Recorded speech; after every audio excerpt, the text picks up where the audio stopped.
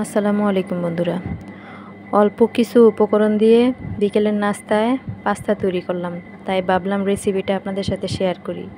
নিয়ে নিব পাস্তা, তারপর নিয়ে নিলাম আলু কেটে রেখেছিলাম, গরম পানি বসিয়ে রাখলাম।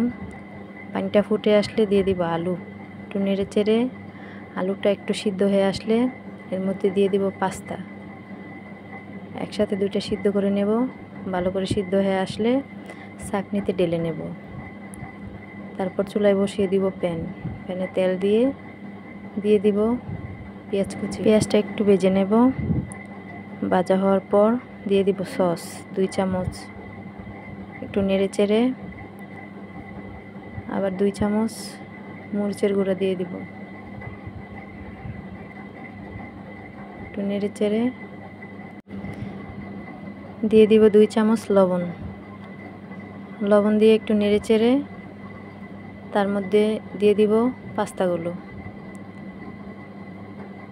মশলার সাথে মিক্স করে নেব।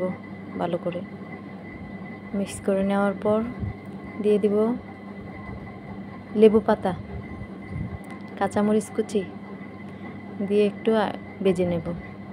ভেজে নেওয়ার পর একটু টেস্টিং সল্ট দিয়ে দিব। আবার একটু নেড়ে চেড়ে ভালো মতো মিক্স করে নামিয়ে ফেলব। একটা ডিম কেটে নেব পাস্তার উপরে দেওয়ার জন্য। হয়ে গেল আমার মজাদার পাস্তা রেসিপি। আমার এই রেসিপিটা যদি আপনাদের কাছে ভালো লেগে থাকে আমার চ্যানেলটা সাবস্ক্রাইব করে যাবেন। আল্লাহ হাফেজ।